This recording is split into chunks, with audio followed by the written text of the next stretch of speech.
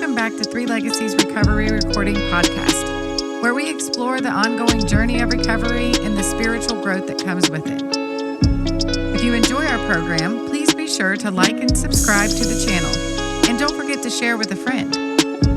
Please note that the views expressed on this podcast are solely our individual views and do not represent any official stance of any 12-step program. We are not affiliated with any specific recovery organization, and this content should not be considered professional advice for alcoholism or addiction.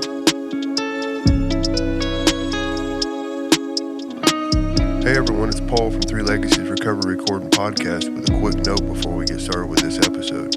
It's hard to believe we've been doing this for an entire year now. It's been such an amazing experience getting to know everybody. We already have the majority of 2026 booked up and we have a lot of great guests scheduled. We don't make any money off YouTube or any of the other platforms. This podcast is completely self-supporting and we've spent a lot of money, time, and energy into it simply just because we love doing it. We're not trying to make a profit, but we are trying to cover our upcoming expenses if that's at all possible. If you'd like to be a part of that, you can make a contribution at our Venmo, which is Recovery Recordings 615. We'd like to keep this commercial free. Thank you. Hello everyone, welcome back to Three Legacies Recovery Recording Podcast. I'm your host Paul. Today is Sunday, January 18th, 2026. This is episode 97. You can reach us at our email address, which is recoveryrecordings615@yahoo.com. Y'all can also find us we have a private Facebook page, which is Three Legacies Recovery Recordings Podcast. Get on there and send us a request. We'd love to add you to the page. We try to keep all kinds of upcoming events coming up. We post a lot of different talks, different AA talks. Speaking of AA talks, next week we will not be having an episode, but I will. We have our second annual Rule 62 men's retreat here in Tennessee.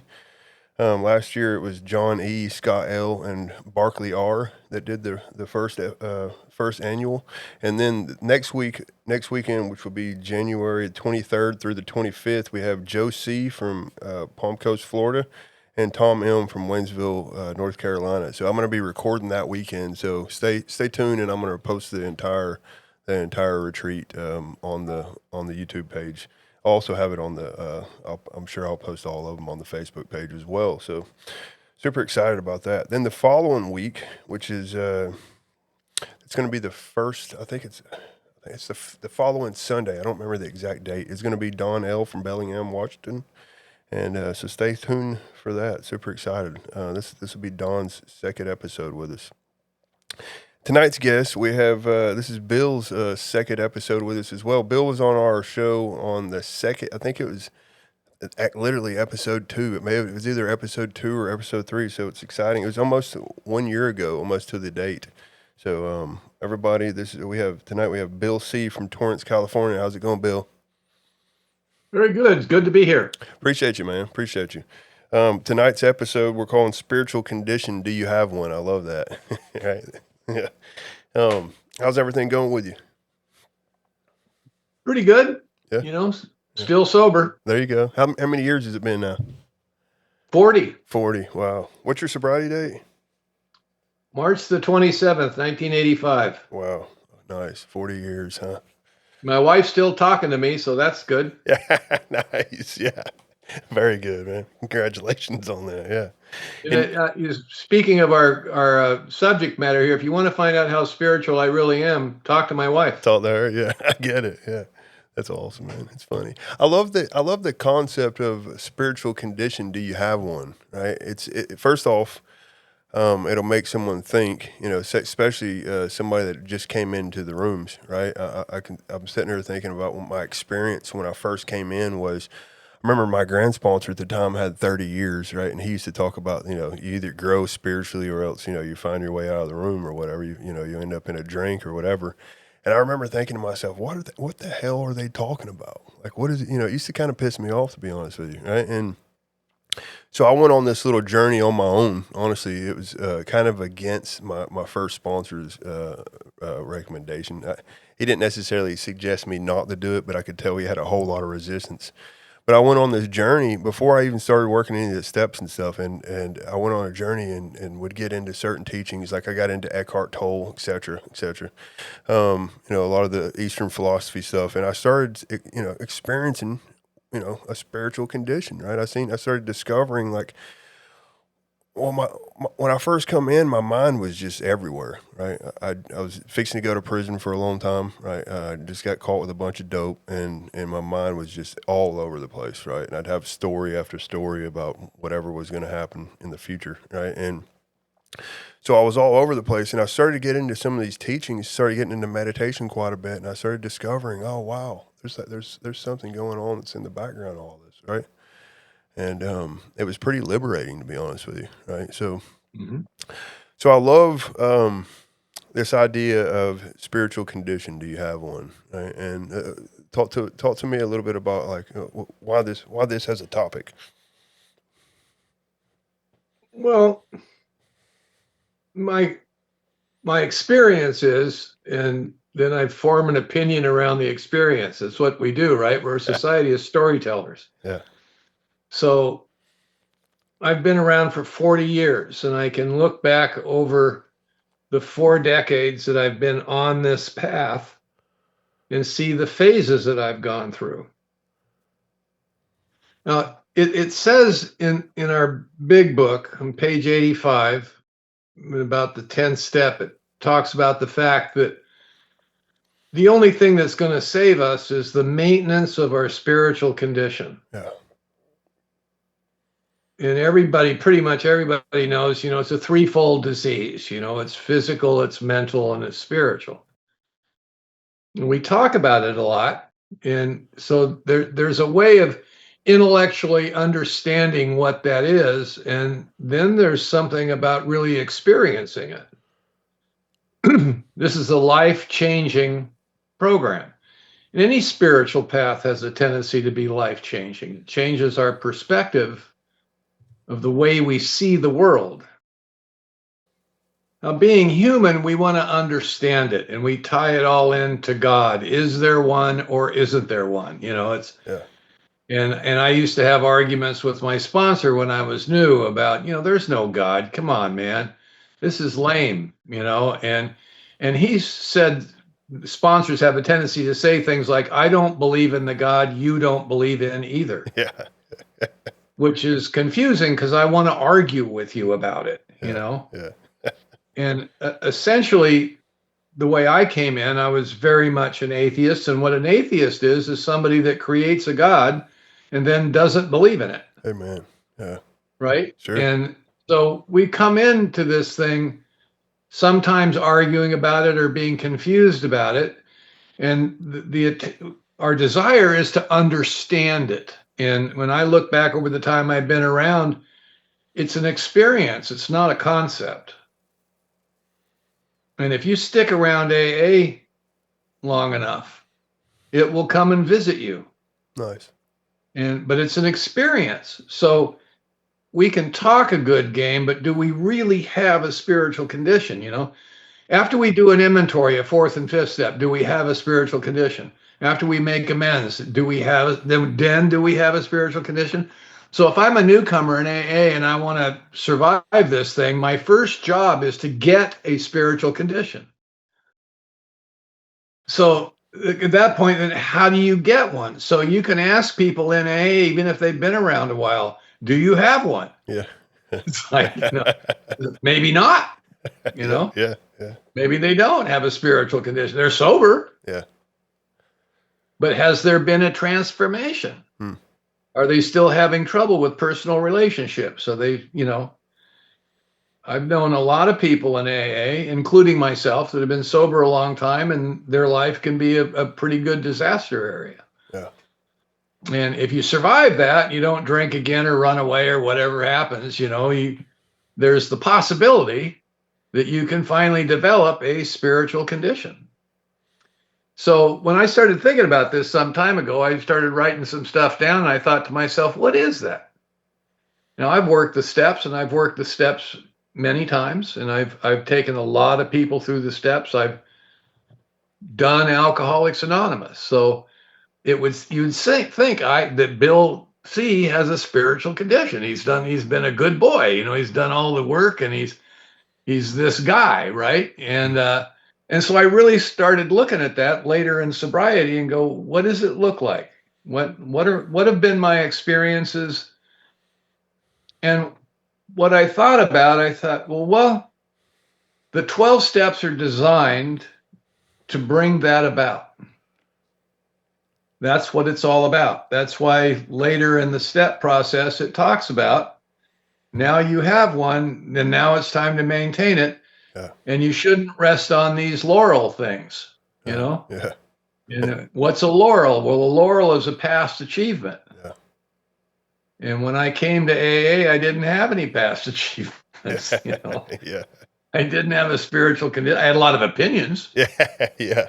But I didn't have a spiritual condition, and I didn't have any past achievements.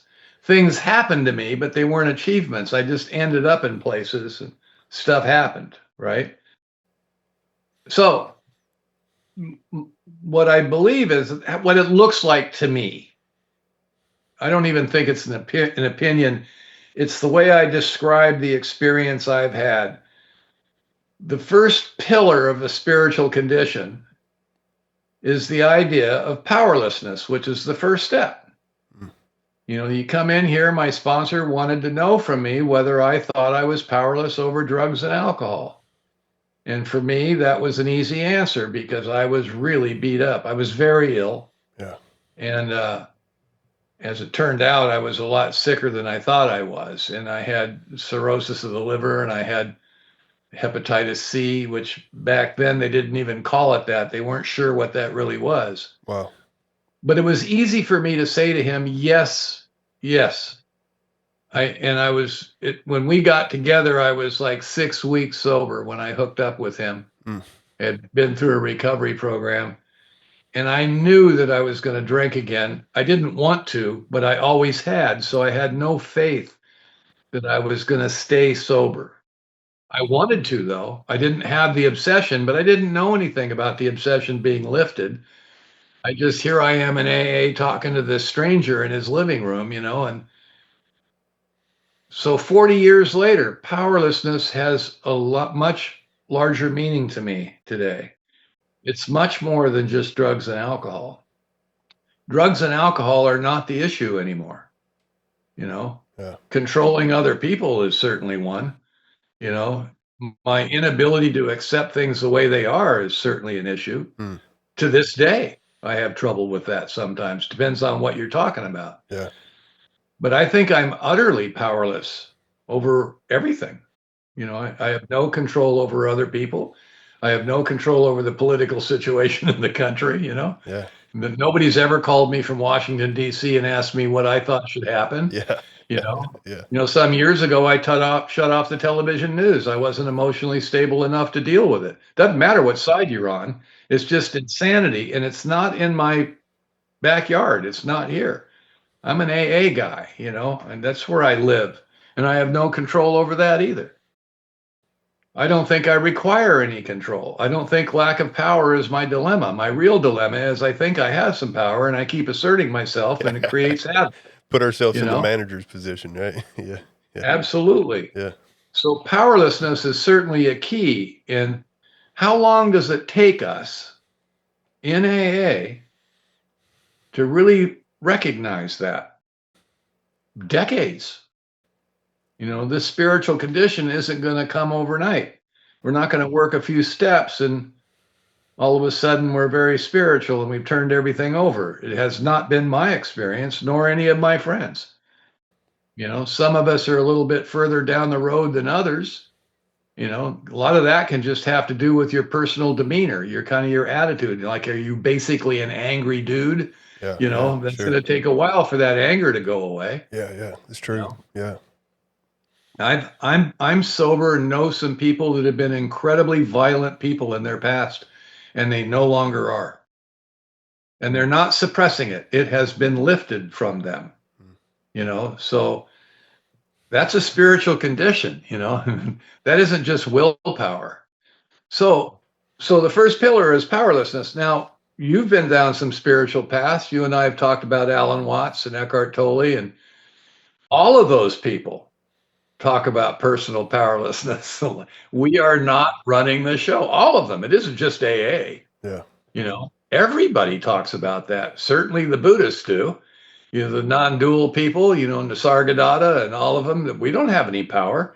Everything's simply unfolding right in front of us. I mean, it's nothing. I'm not running the show. All I need to know about God is it's not me. I think that's a great line. It's supposed to be funny, but it's really true. Yeah, absolutely. Yeah. I mean, it's like powerlessness is thing. The other thing that happens is then we move along, we do a first step, then we do a third step, and then we do an inventory. And we're supposed to turn our life and will over. What life and will is it talking about? Well, I think it's the inventory. It's a list of resentments, fears, and broken sexual relationships, right? So we write that stuff down and we share it with this sponsor generally, that here's my stuff. This is the detriousness of my life, living it with seeming power. I've got resentments. I'm scared shitless and don't even know that. I think I'm angry. With me, I just thought I was angry. My first inventory, there wasn't a whole lot on the fear list. The one I did at 10 years sober, the fear list was much larger. Yeah. My eyes opened up a little bit and I realized I'm not angry. I'm scared to death and I'm just responding with anger. The ego likes to defend itself. But the real lesson in the inventory process is I have to learn to stop blaming other people and institutions for my problems. What we're looking for is that fourth column. What are my faults and mistakes? Yeah. We don't care about the people you hate and what you're afraid of because there's nothing we can do about that. So let's look at your participation in that. Yeah. And if at the very least, if you have a big resentment, you're unwilling to let go of it, and the person you hate doesn't feel it, you do. So in that inventory is the second pillar of what I call the pillars of spiritual condition. I have to stop the blaming. High school's over. It's time for Bill to grow up now and take responsibility for his own life. Because we all have a story, right? We have a story. We've been telling this story. And we have a story and we make up the story. We tell the story. Now the events might be real, but the motivation and the energy behind it and what the other people, it's a little off. I'm a victim of everything, and nothing's my fault. This poor Bill was just happened to be there and this stuff went down. Then we get to the ninth step. And now you want me to make amends to people that I hate in order to rid myself of the resentment. And first off, this makes no sense to me. And really, I don't want to do it. I just want to move on, forget about all that stuff in the past. I don't want to pay back the money. I don't want to make the amends. I don't want to say that. And I'm afraid to do that. That's scary stuff. A lot of those people, I don't ever want to see them again. But I do it. And in my experience, sponsoring lots of people over the years, this is when people really fade away. This is real scary. This is real work. This is real stuff, and this is where the transformation begins. This is really the beginning of developing a spiritual condition. When I free myself of all that past hatred and all the misdeeds and the people I owe and stuff, when that goes away, boy, that creates a lot of consciousness. Nice. Yeah. A lot of, wow. A lot of stuff goes away that, when I go to somebody I don't ever want to see again and I say the words, when I turn and walk away from that, I am changed right then and there. It's a cathartic experience. Wow. The action of doing that will change who I am. Nice. Yeah. Wow. And the third pillar of spiritual condition is you come to realize, as all the gurus tell us, nothing is personal. Yeah.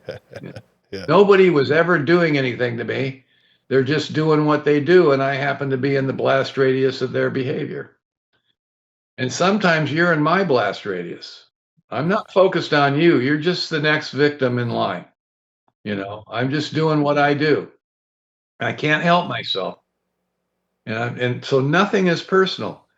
Now, when that happens, this is a big doorway. When those three things come together, That is the collapse of the egoic structure of who I am. And this isn't necessarily a happy moment. There comes a time in the spiritual path where you realize, oh my God, it's me. I'm the source of all the chaos in my life, drunk or sober. Drunk or sober. Keeping it alive. It's not them. It's not the government. It's not the Department of Motor Vehicles. It's not that bitch wife. It's not the awful school teacher that beat the shit out. It's not any of that. It's not the problem. I'm powerless over all that. I realized nothing was personal. I'm the one that's carrying all this around. And I'll tell you something. That kind of self-awareness without humor is depression. Nice. Yeah. Threatening. And AA, my spiritual path, where I am in Alcoholics Anonymous, does a good job at helping us laugh at who we think we are. And this is around the time when this first run through the steps with me, where I started reading stuff and going out and really looking at what is this all about? You know, who's talking about this? And you and I have talked about Ram Dass and Rohr and Adyashanti and Alan Watts. And I read Alan Watts. It just like blew my mind. I didn't understand him, but it rang like a bell, you know? Yeah, absolutely. And all of a sudden I realized, man, people have been talking about this forever. Thousands of years, yeah. Like I haven't just discovered this. Yeah. You know, this idea of really looking at your ego and the persona that every human being has and being aware of that and discontinuing allowing it to run the show, to be able to perceive things in a different way. And the thief thinks everyone else is a thief, right? Because that's his reality. Yeah. He'd steal from you, therefore he thinks everybody will steal from him. But that's not true. The thief is the thief, you know, and so there a shift started happening. So the fourth pillar, after nothing is personal, and what happens in this transformation that occurs is self-awareness begins to present itself as compared to self-obsession, where the selfish individual who is obsessed with himself and everything's happening to him begins to realize that isn't true. And he starts looking at what's within him that's thinking that way. Because all of a sudden a new idea has entered the realm. Maybe that's not true. Yeah. And thank God for sponsors. Right. So, yeah. I mean, because I would have conversations with them and I'd be like, holy crap, I'm freaking crazy. And also experience. Yeah. You know, around this time, if you're really involved in the program, you start sponsoring people. Yeah. And this changes everything. You know, now people are coming to me looking for help, and there's identification that goes on, right? Yeah. I mean, what do I know? But I want to help, and so we start exercising some compassion. We start thinking about someone else other than ourselves. So any really good spiritual path is about getting out of self, not more into it. Right? All the mystics talk about service. They talk about helping others, that compassion, love and compassion and all of that. Well, it's more than just that. That is the vehicle for developing a spiritual condition. It isn't reading books and developing ideas. Ideas are good, but how do you turn that into experience? Meditation is wonderful, but faith without works is kind of empty. If all I'm doing is sitting around meditating, where is the product of that? How does that manifest in my relationships, you know? If I'm sitting in a cave meditating all the time, of course I have no problems. Yeah. I went through phases where it was a self-serving thing, right? Like where it was like, in the beginning stage was like, oh, I'm just doing it for, I'd get pissed off if someone, I'd get in a high vibe, quote unquote, right? And next thing you know, my wife asked me to take out the trash and I'm pissed off about it, I'm busy. I'm meditating. Yeah. What is this all about, right? Yeah. I get it, Yeah. Yeah. So in this self-awareness and in meditation, you can watch yourself think. Yeah. You can breathe and focus your mind on your breath, and the egoic mind, the thinking mind that thinks it's you, that carries within it the persona of who you think you are, who it thinks you are, because it thinks it's me, right? It doesn't want to be in the present moment. There's nothing for it to do. Yeah. There's never anything wrong. It wants to be in the future or in the past where it can think about stuff and work on things. So it wanders away from the breath, and something inside you notices that it has wandered away. And you gently bring it back to the breath. That's a game-changing experience. Amen. Yeah. Liberating. If my thinking mind was me, then I couldn't catch it. There seems to be another consciousness within me that can watch that one operate. That happened to me in a very real sense around 20 years sober. Wow. I had been meditating before then, but it never registered like that, where I realized that. Somebody had to clarify that for me. By that time I'd done some reading, I was, doing some stuff, but I got sick. I had liver disease and I ended up getting a liver transplant. But I really started meditating with intent because I need spiritual help. Didn't matter what I believed in or didn't believe in. I need help, and there was no other place to go. And I was playing with it. The Eastern stuff was very intriguing to me. It was interesting. I'm an old hippie from the 60s, so it fit me really well. Nice, yeah. It's just I have no hair, which is a damn shame. I should have long hair. It would go better. I'd be a better guru if I had long, curly hair. But I started meditating with intent, and this became real. And I realized that I don't have to go where that thinking mind wants to take me. Evidently, there's a choice where I can choose not to go into that darkness or whatever it's thinking about. Yeah. Sometimes I talk to it out loud, tell it, thank you for sharing. I'm just going to move on with my day now. And I truly developed a relationship with it. Not an animosity, but a relationship. Yeah, make it your friend, right? Yeah. I mean, it's fascinating. Sure. And the final thing, the part of me, what I call the fifth pillar of spiritual condition, and it's what I'm missing. What's missing in me because I'm self-centered and all of that stuff is compassion. And the fact that I don't have compassion, no wonder my personal relationships suffer. Yeah. And not just love relationships, but work relationships and friendships. All my relationships are transactional. I'll do something for you, you do something for me, that kind of thing, which in and of itself isn't bad. But if I'm looking for deeper, more meaningful stuff, I don't know what to look for because I've never had compassion. I never grew up. Yeah. I'm emotionally immature. And the manifestation of that is, somebody lets me sleep with them and I marry them. It's like, sure. Yeah. It's that kind of thing, and I don't know that there's anything missing. I've never had it, so I don't know. I can see the character defects. I'm not stupid.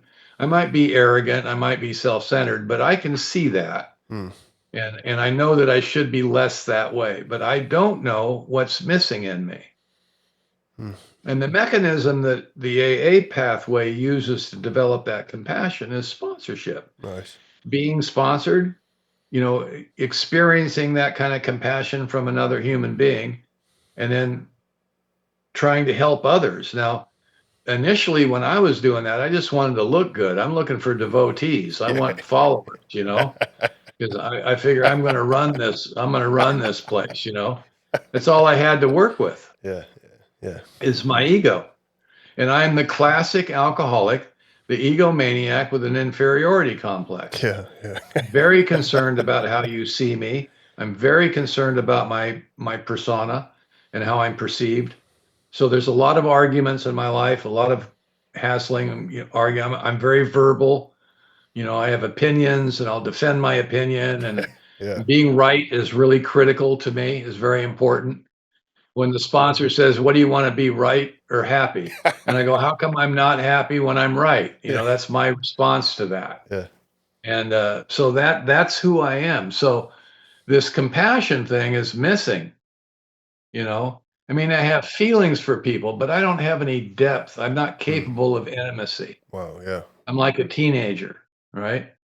I get passionate, but I'm not intimate, and but I don't know this. So down this path, 40 years, I look back on it, and the mechanism that's used to develop compassion in us is sponsorship.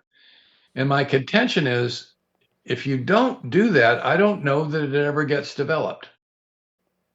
Doesn't necessarily mean that you're going to go drink. There's lots of people in AA been sober a long time. They don't sponsor people, but they're of service. They do other things. I don't think that's a bad thing.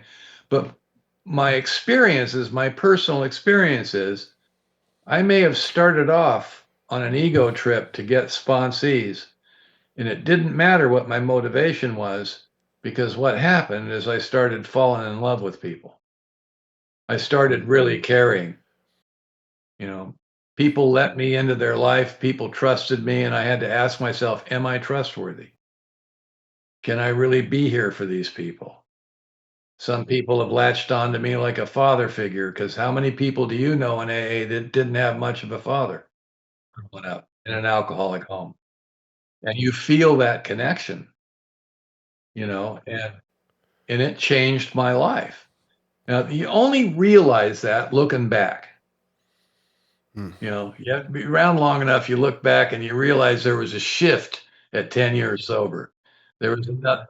I hate to say this, but honestly, it was like that before, like honestly, before my wife. You know what I mean? Like there was, the truth is like when I was having like a certain relationship with sponsees and stuff, it's way more like compassion towards them than there was for my wife for quite a while. Oh, yes. You know what I mean? Me too. I hate to say that, but it's just true. Yeah. The truth. Yeah. Absolutely true. Yeah. So asking the question, spiritual condition, do you have one? Yeah. I think you can look at certain things, you can determine, do I have one? Yeah. And when I really first started sitting down thinking about this around the time the pandemic broke out, I looked around and I went, yeah, I do. I think I finally have a spiritual condition, but it needs a little work. It certainly isn't perfect, I mean, and some of the benefits of it, of this pathway of trying to be of service, trying to be more selfless, trying, all of that stuff, and having a good time with it too. It's a grand adventure. One of the things that's happened for me that I realized recently, within the last few years, I've always been concerned what other people thought of me. Always concerned about how I was perceived. Very concerned about that. And somewhere that got lifted. And it seems as though I'm not really concerned about what other people think of me. And it isn't because I don't care. I've just got to the point where I think I'm okay now. Perfect? No, hell no. But I think I'm okay. I recently did an inventory about aspects of my nature that I think should be different than they are. Nice. That's an interesting process. Nice. And just curious on what are some of the questions on something like that look like? Just curious. Well, one of the things I wrote when I sat down to do an inventory within the last 2 years, maybe 2 years ago, less than that. And I thought, it's time. I need to write some stuff down. And I started off with the resentment list, and I'm sitting there, and it came to me, I don't think I have any resentments. And I thought to myself, this has got to be bullshit. Once again, I'm delusional. Everybody's got some resentments. And somebody gave me a really good definition of a resentment. And a resentment is something you don't like that you think should be different than it is. Because there's lots of things I don't like. There's food I don't like. I just don't eat it. Yeah. I don't have a resentment. I don't think, eggplant should be different than it is. I just don't care for it. And there's politicians that I really dislike. I just think they're awful people, but I don't expect that they're going to be different. It's always been that way. I just turn the TV off. I just don't want to hear them. And so I looked at that and I thought, what am I like? How do I think I should be different? Is there aspects of me that I don't care for? And the answer is yes. I think that I'm too much like this. I should be more like that. One of the things I wrote down is I'm my most comfortable when I'm the center of attention. And I thought, Sure. is that really true? And I went, yeah, I love it when I'm the speaker at the meeting and everybody's listening to me. I love attention. I like people. I'm an extrovert, you know, and I like people around me, and I'm not uncomfortable in public environments. Yeah. So a lot of people are. I'm not. I do well there. So I thought, well, what are the odds? I thought, well, I should be less like that. I shouldn't be so out front. And what is the possibility of me sitting quietly over in a corner while everybody else is dancing? It's just not my nature. And I get plenty of attention. I have lots of people around me all the time. So do many other people. I mean, there's a lot of us that are very extroverted. We do a lot of stuff, and we're out there going to conferences and hanging with people and partying. That's one of the things that really intrigued me about AA. I thought it was going to be boring, and it is not. No. It's fun. I have a lot of fun in AA. Absolutely. So, but I looked at it more deeply, and I said, sometimes what I do is, in my home group, there's a lot of kibitzing that goes on and a little crosstalk, and it's kind of humorous. It's a pretty lighthearted place. And somebody will be sharing, and I'll throw out some funny little quip. And sometimes it's funny, but other times what I'm doing is I'm taking the center of attention away from you and putting it on me. And now I may be like that, but I don't want to be like that. I get it. Yeah. I don't think that's cute at all. Yeah. And I have the ability to be like that. So what came out of that is, Bill, sometimes you need to shut the hell up. It's Paul's turn to speak now. Be quiet. And I've done that. I looked at that and I go, I don't need to do that. That's something I can deal with. I may be powerless, but I can certainly be aware enough not to do dumb stuff like that, Yeah. And so there was things like that in the inventory. I thought, like, I should be a better grandfather with my grandkids. I'm not around them enough. And one thing that came out of that writing is when I go over to my daughter's house, she just lives a few blocks away where the grandkids are. Sometimes I feel uncomfortable there. And I looked at that and I go, why do I feel uncomfortable? Well, it's because when I'm over there, I'm not the center of attention. So there's this aspect of my character that I'll think there's a problem because I feel uncomfortable. Yeah. The reason I feel uncomfortable is because I'm self-obsessed and I'm constantly thinking about how I feel. And the focus of what's going on isn't on me, it's on other people. And I need to refocus that. Yeah. Wow. So I looked at that, and that was a real eye opener. Sure. I mean, that was a really good exercise. And I think that has enhanced my spiritual condition, that I'm more, all we can really hope for on this path is enough self-awareness to see what it is we do that stands in the way of our own fulfillment and our own happiness, because it certainly isn't other people. Sure. And you open up a can of worms. It's like me and Judy was talking on another episode, and we were like, you can't unsee certain stuff, right? Does that make sense? Don't get me wrong. I can still fall asleep, and it happened, but like with enough awareness, like, oh wow, okay, I see. I'm not this. I don't like this anymore. It's objectionable. I like using the word objectionable. It's what the book calls it, right? And me and Tom, you were talking not too long ago. That's what he calls them, the objectionables, right? So I love this. I love this conversation. Yeah. Man, I'll tell you, man, so much of it. I really love when you talk about being. I remember when you came to the home group that night, you had mentioned not being emotionally available, right? And you said, it was years and years into your recovery before you realized, before you was, we were just talking about intimacy, right? And emotionally available, right? And that comes and goes for me, right? Honestly, there'll be like last night, for example. Me and my wife were out for dinner with a couple of friends of ours, and I was on my phone when we first got there. I had some stuff I had to take care of, right? And I was on my phone a little bit too much, and I realized, like, all right, set the phone down. You know what I mean? And be a part of, be a part of this, this atmosphere. What's going on? Connect with these people. That's what we're here for, right? And it's easy to get in that. To just get busy, get busy with life. And a lot of people, I hear it a lot. And when people talk about some of the stuff that's kind of an obstacle between our spiritual condition is hurry, right? Have you ever heard this? Getting in a hurry quite a bit can be an obstacle in that, right? What's your experience with that? Well, now in my life now, I'm retired. Yeah. And for a long time in my sobriety, I had a business to run, and I was busy a lot. And the choices were, where am I going to spend my time? How much time should I spend on my business? Well, it's my source of income, and it's a big part of my life, and a lot of people depend on me. So that was a big thing. And then I had AA. Yeah. And what came up short was my family often.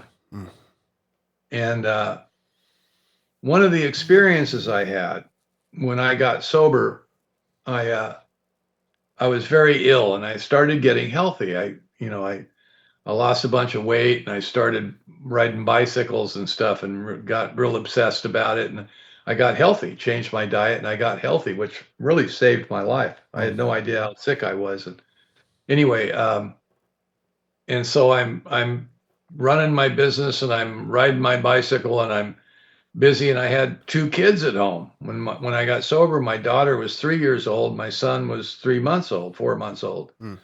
And they're growing up. A couple of years go by. Now there's soccer, and now there's Indian guides, and the wife wants me to participate with the family.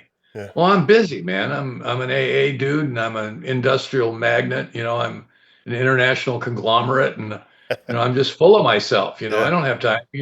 But so thank God for sponsors.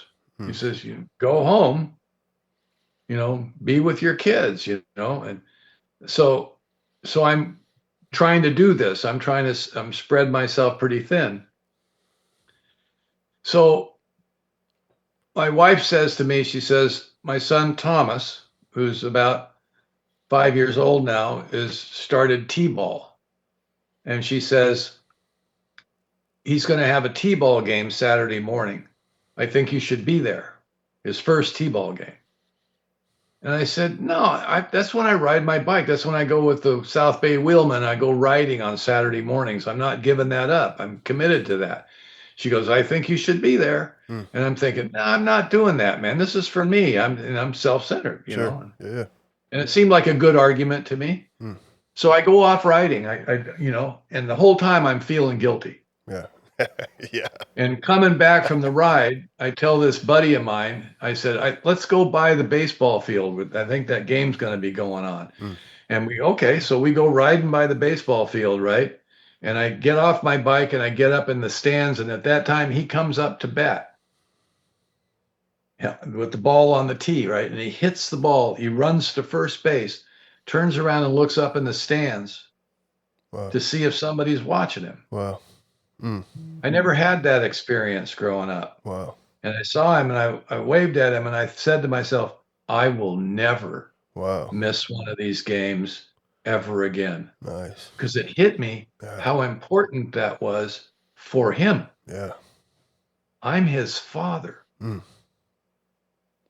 He's 41 years old today now, that kid. Wow. And we're pretty tight, Wow. And I'm the kind of dad I am. I'm not a perfect dad. but he's not afraid of me, and he can depend on me, you Nice. know? Yeah. But that whole thing about what's important. And if you ask me what's important, well, there's 2 or 3 things. Which one do you want me to pick? Which one would be the most important, right? Yeah. And I had the level of importance out of whack. Mm. And being an alcoholic, being self-centered, we're kind of all or nothing people, Amen.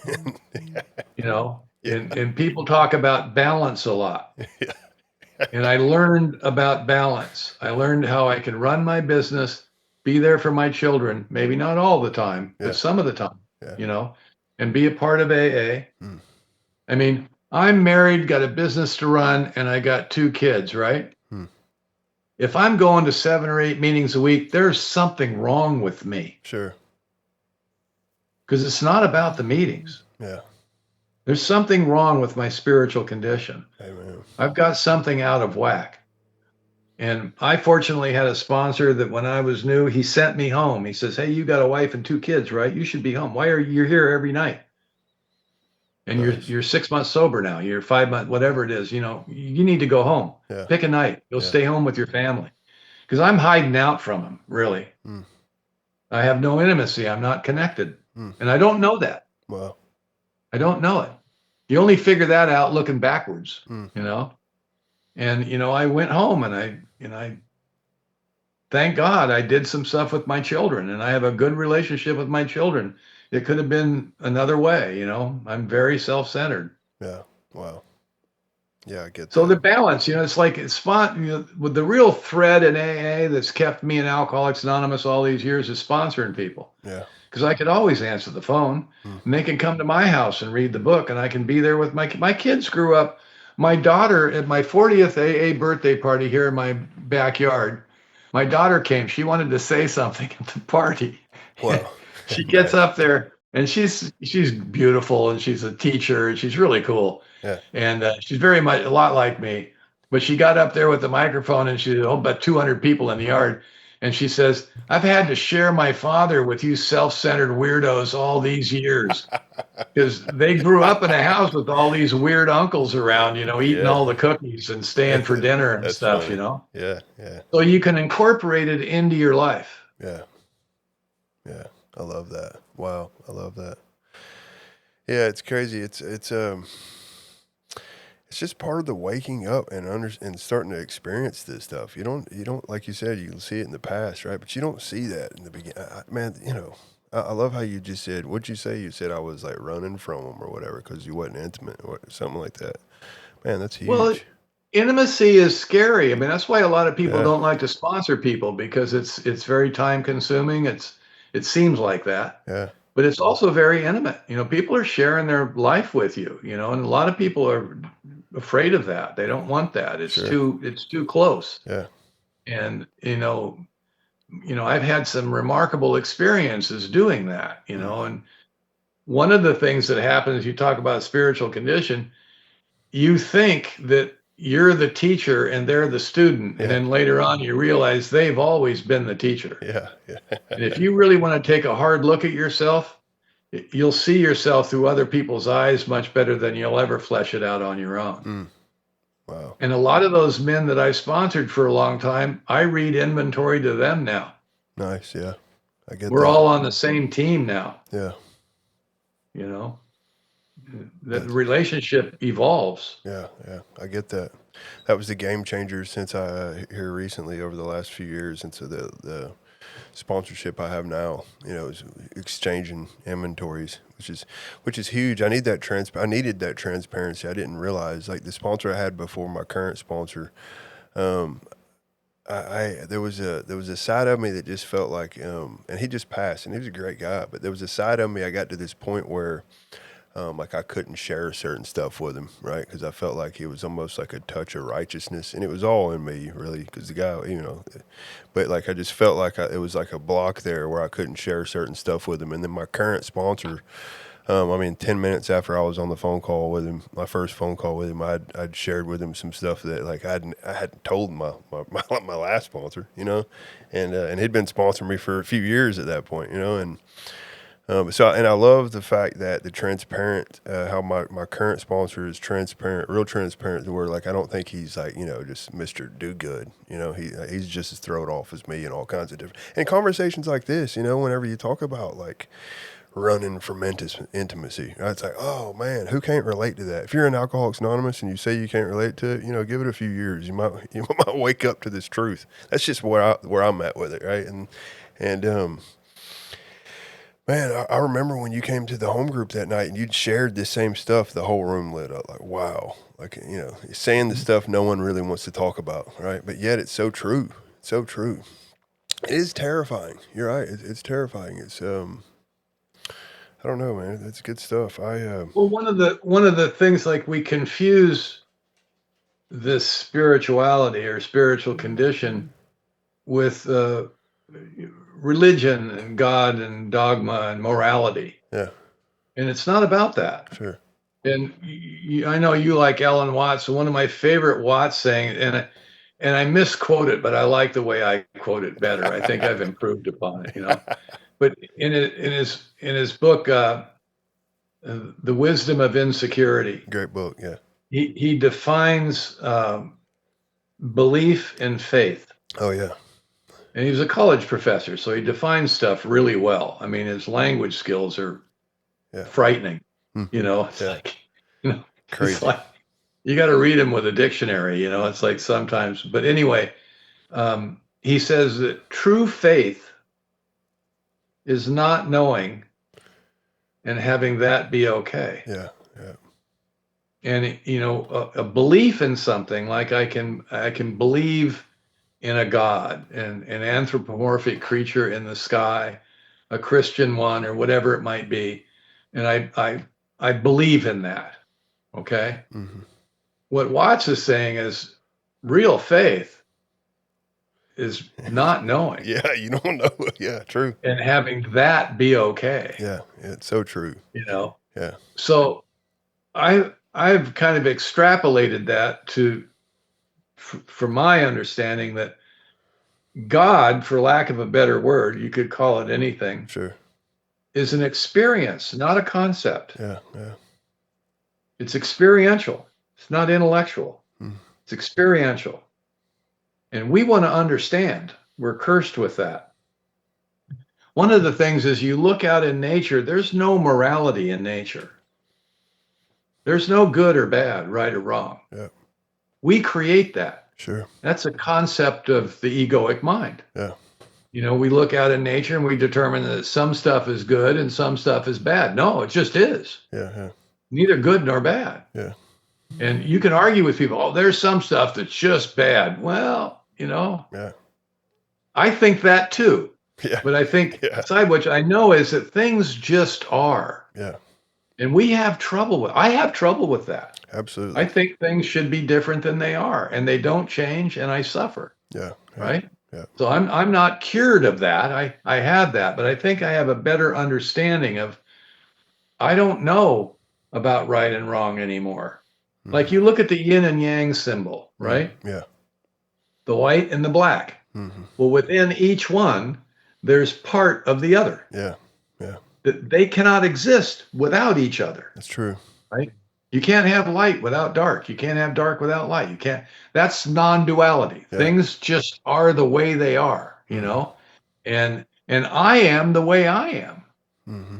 And my experience is, as I've gotten older and hopefully wiser, the I am that I was isn't the same as it was. Yeah. My ideas about things, my feelings about things are different than I was years ago. I have evolved like everything else in nature. Yeah. And the spiritual experiences I've had, and I've had several, that I would consider very spiritual experiences.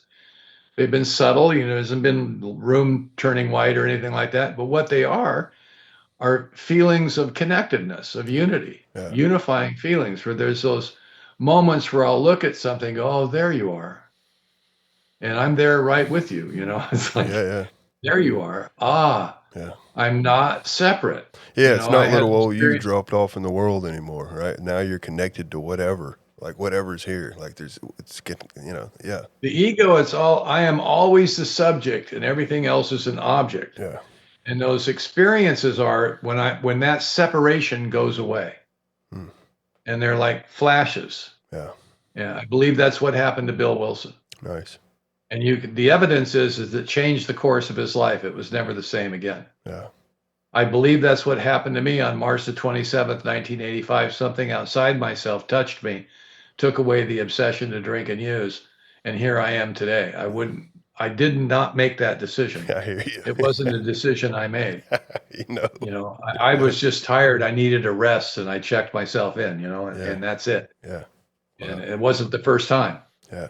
But something changed me. And I did not realize that until I was 6 months sober and I did a 5th step. And my sponsor told me, when you go home today, think about the guy that walked in that door 6 months ago. And I did that. And I realized, my God, it's going to be like this now. Wow. My whole life has changed. Wow. Now, I had that experience, but I never told that story until years later. And I looked back and I went, that's what that was. That was the first recognition that something had happened to me.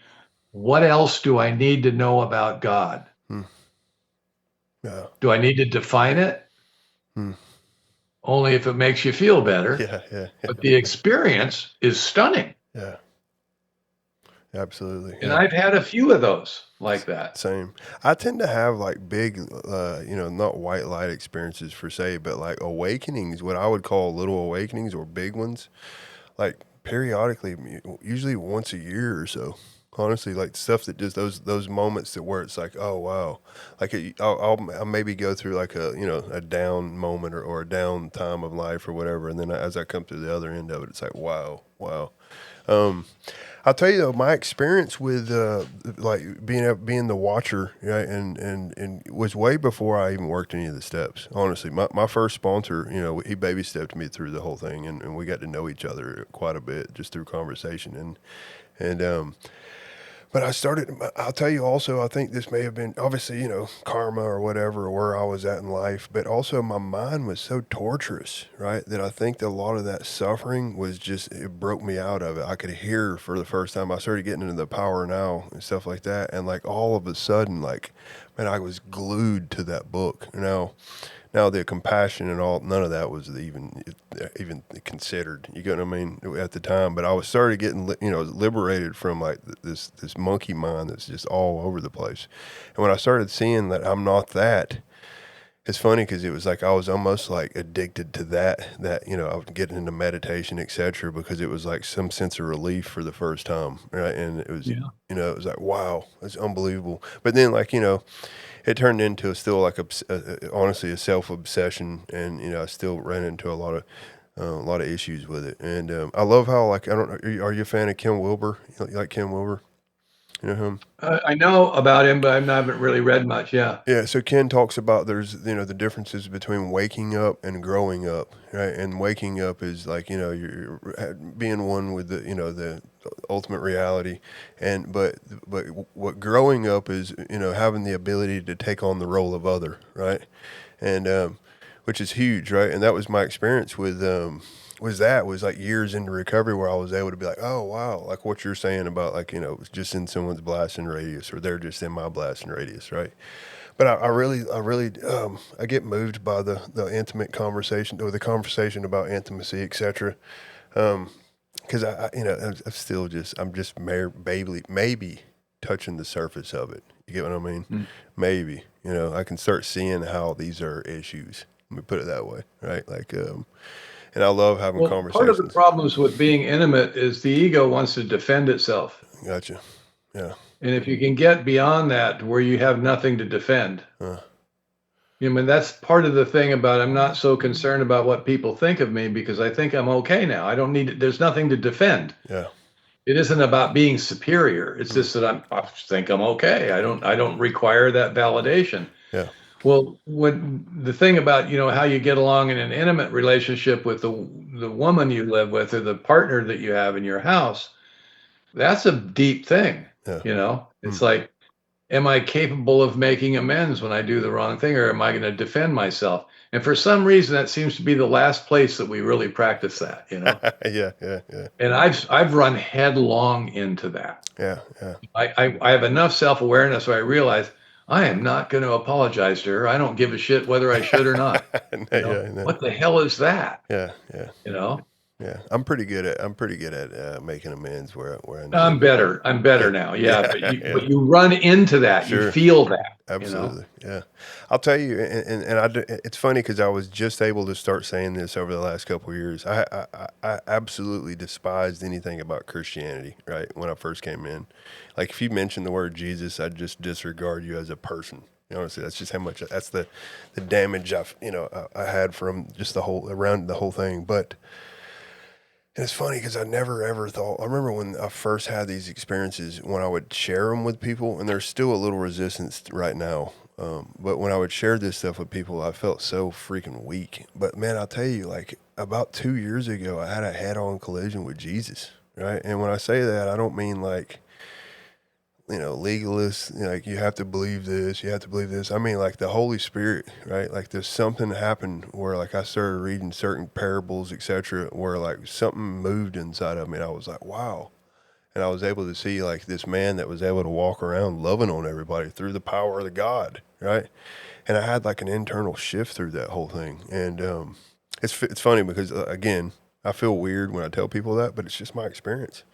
Like a couple of years ago, it just happened, and where like there was just something inside of me that wanted to do better, right? Like I don't know how to explain it, but I think there's an interesting thing. I felt a lot the same way. yeah. And Mahatma Gandhi, pretty cool guy. Sure. Yeah. And he was always quoting Jesus. Yeah. And somebody said, you're always quoting Jesus. Why don't you become a Christian? He goes, maybe I will if the Christians start acting right. Yeah. True, right? I thought was a great answer, That's why you hear a lot of the Christians now, and you want to walk up and ask him, well, what would Jesus do? Amen. Really? Yeah. Really. Sure. Yeah, that's a big challenge with all that. Yeah. I wouldn't go into churches. I've been into big churches all around the world now because that's where thousands of people have prayed for thousands of years, and I love the energy of it. Yeah. So I hadn't been to church in a while, but if I found like I'll listen to like some of my favorite preachers online or whatever. I have a desire to go to Oregon. I love one of the preachers that's in Oregon, but yeah, it's I wasn't raised in that kind of Christianity, though. Let me put it that way. It was very. Neither was I. Very. It's either this way or else. And but yeah, man, it's been great. My experience with sponsoring guys. There's lots of guys that come in, and they don't ever want to go back to church. They were raised in church and they hate it, and they walked away from it, and they don't want to talk about any of that shit. Yeah. And invariably, not all of them, but some of them end up back in the church with a different attitude. Sure. Yeah. One guy came back to me and he goes, they talk a lot of program there. Yeah. And I go, dude, we got it from them. Yeah. So true. And Roar really changed it. He was the one that introduced me. Like after I got sober, I was probably 4 or 5 years sober. I finally started listening to Roar, and I was like, what the heck is it? What? Holy crap. And it changed. Well, Roar, being a Catholic priest, he complains about the church all the time. All the time. Yeah. He says me and my buddy Steve say someday they're going to come knocking on his door. Oh yeah. It's funny because he talks about how he wishes church was more like AA, like quite often. Yeah, quite often. I get his thing every day. Nice. Yeah. That's awesome. Yeah. Appreciate it, man. This has been freaking awesome, and let's do it again. I'll if you're interested, we'll do another episode. Maybe have some of your buddies join us or whatever. And it's been awesome, man. Yeah. Is there anything you want to finish this episode off with? You want to add anything to the end? Well, I have my guys write out their own third step prayer. Nice. Right.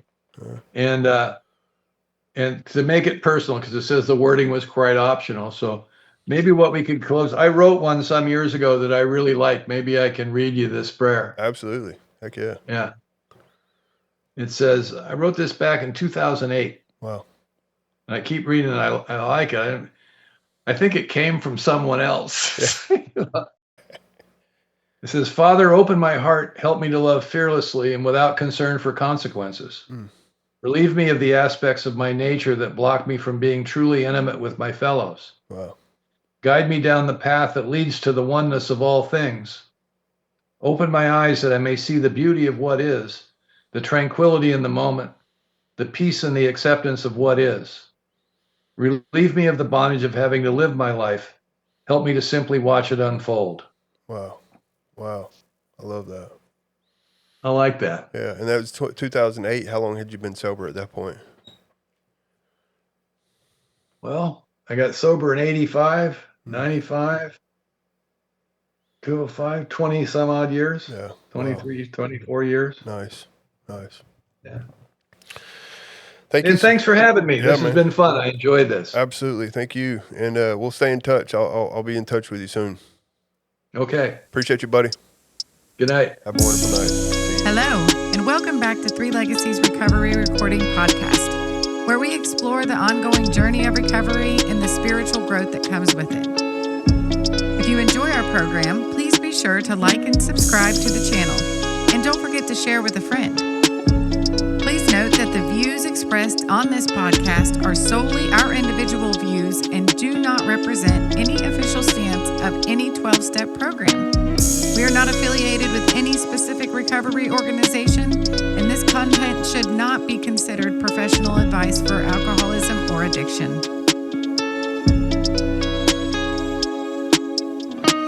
Hey everyone, it's Paul from Three Legacies Recovery Recording Podcast with a quick note before we get started with this episode. It's hard to believe we've been doing this for an entire year now. It's been such an amazing experience getting to know everybody. We already have the majority of 2026 booked up and we have a lot of great guests scheduled. We don't make any money off YouTube or any of the other platforms. This podcast is completely self-supporting and we've spent a lot of money, time, and energy into it simply just because we love doing it. We're not trying to make a profit, but we are trying to cover our upcoming expenses if that's at all possible. If you'd like to be a part of that, you can make a contribution at our Venmo, which is Recovery Recordings 615.